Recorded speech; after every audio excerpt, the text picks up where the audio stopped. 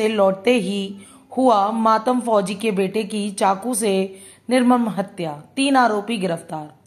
राजउपरपुर गांव थाना बिथरी क्षेत्र में देर रात एक खूनी हादसे ने पूरे इलाके में हड़कंप मचा दिया। 22 वर्षीय अभिषेक यादव, जो शंकर प्लाईवुड फैक्ट्री में काम करता था, रामलीला मेला देखकर घर लौट रहा था, लेकिन उसकी जीवन यात्रा यहीं थम गई। कुछ लोगों ने उसे रास्ते में घेर लिया और अचानक सीने पर चाकू से वार कर दिया। वार इतनी तेज थे कि चाकू सीधे दिल में जा लगा और अभिषेक जमीन पर गिर पड़ा। स्थानीय पुलिस ने घायल युवक को तुरंत अस्पताल ले जाया, लेकिन डॉक्टरों ने उसे मृत घोषित कर दिया। शव को कब्जे में लेकर पोस्टमार्टम के लिए भेज दिया गया। पिता के दर्द का आरोप। रिटायर्ड CRPF जवान रामकिशन यादव का दर्द और आक्रोश छलक रहा है। उन्होंने बताया कि उनका बेटा पूरी जिंदगी ईमानदारी से मेहनत करता रहा, सिर्फ अपने परिवार का पेट पालने के लिए। उन्होंने आरोप लगाया कि 2024 में गांव के ही कुछ लोगों ने झूठे आरोपों के चलते उनके बेटे को छेड़छाड़ का मुकदमा दर्ज कराया था, जिसके कारण वह 6 महीने तक जेल की सलाखों के पीछे भी रहा। रामकिशन ने गहरी व्यथा व्यक्त करते हुए बताया, जिसने मेरे बेटे की हत्या की है, उसने अपनी पत्नी की भी पहले हत्या की थी।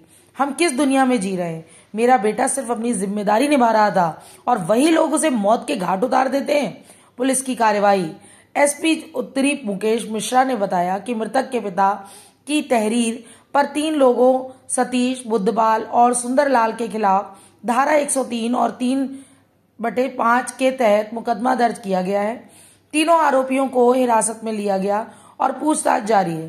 पुलिस ने कहा कि प्रारंभिक जांच में स्पष्ट हुआ कि मृतक और आरोपी के बीच पुरानी रंजिश थी। घटना में प्रयुक्त चाकू भी बरामद कर लिया गया है। गांव का माहौल। इस घटना के बाद राजउपरपुर गांव में डर और आक्रोश का माहौल है। लोग पुलिस की कार्रवाई और सुरक्षा व्यवस्था पर सवाल उठा रहे हैं। स्थानीय लोगों का कहना है कि रामलीला के मंच पर रावण मरा, लेकिन हमारे बीच इंसानियत क्यों मरी? क्यों सिर्फ गरीब और मेहनतकश लोगों का निशाना बनाया जाता है? घटना का विस्तार और भयावता। बताया जा रहा है कि अभिषेक जब घर लौट रहा था तो हमलावरों ने उसे रास्ते में घेर लिया और उसके सीने पर वार किए। वार इतने क्रूर थे कि उसका हार्ट सीधे चाकू में छेद हो गया। यह हमला इतनी तेजी से हुआ कि अभिषेक बच नहीं सका।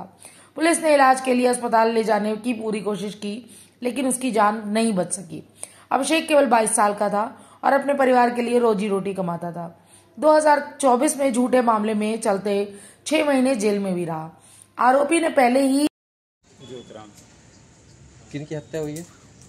अब से क्या नाम है? अब से कितनी उम्र है? 22 साल। कहाँ रहते हो? रजो। कैसे हत्या हुई पूरी बात बताइए। कहाँ गया था? मेला देखने गया था। उन्हें सतीश ने मार दिया, ऐसे चक्कू मारा इसके और लोग भाग गए थे। कितने बजे की घटना है? ये 9:30 बजे की घटना है। क्या पूरी घटना की वजह थी? क्यों मारा? क्या दुश्मनी थी? उसकी लड़की के साथ ये कराया था। इसने पहले भी लड़की की जेल करा दी। इसकी जमानत भाई 5-6 महीना हो गए थे। अब जो मेला देखने गया था इसमें मार दिया लड़की के घर वालों ने? हाँ, लड़की घर वालों।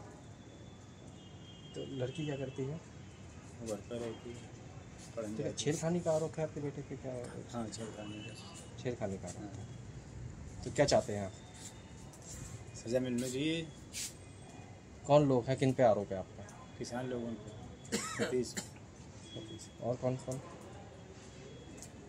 अभी वो तो पहचाने नहीं, रात की बात। किन के लोगों पे आरोप है? लड़की के घर वालों पे? हाँ, लड़की घर वालों। दिनांक 15/10/2025 को गांव रजौपरपुर से थाना बिथरी चैनपुर पर लगभग 10 बजे सूचना प्राप्त हुई कि गांव रजौपरपुर के ही निवासी अभिषेक पुत्र रामकिशन उम्र 22 वर्ष को किसी ने चाकू मार दिया है। इस सूचना पर स्थानीय पुलिस द्वारा तत्काल मौके पर पहुंचकर घायल को जनपद चिकित्सालय भेजा जाता है, जहां पर उनको मृत घोषित किया गया है। इस सूचना पर उच्च अधिकारी के दलों द्वारा भी मौका मुआयना किया गया है। मौका मुआयना करने के उपरांत शव को कब्जे में लिया गया। पंचायतनामा पोस्टमार्टम की कार्रवाई प्रारंभ की गई है।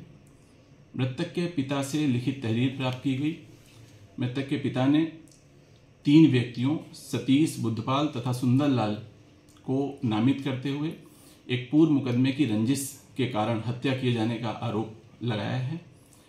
इस आरोप पर मुकदमा अपराध संख्या 487/25 अंतर्गत धारा 103(1) व 3(5) BNS पंजीकृत किया गया है तथा तीनों ही नामित अभियुक्तगणों को पुलिस हिरासत में लेकर गहराई से पूछताछ की जा रही है।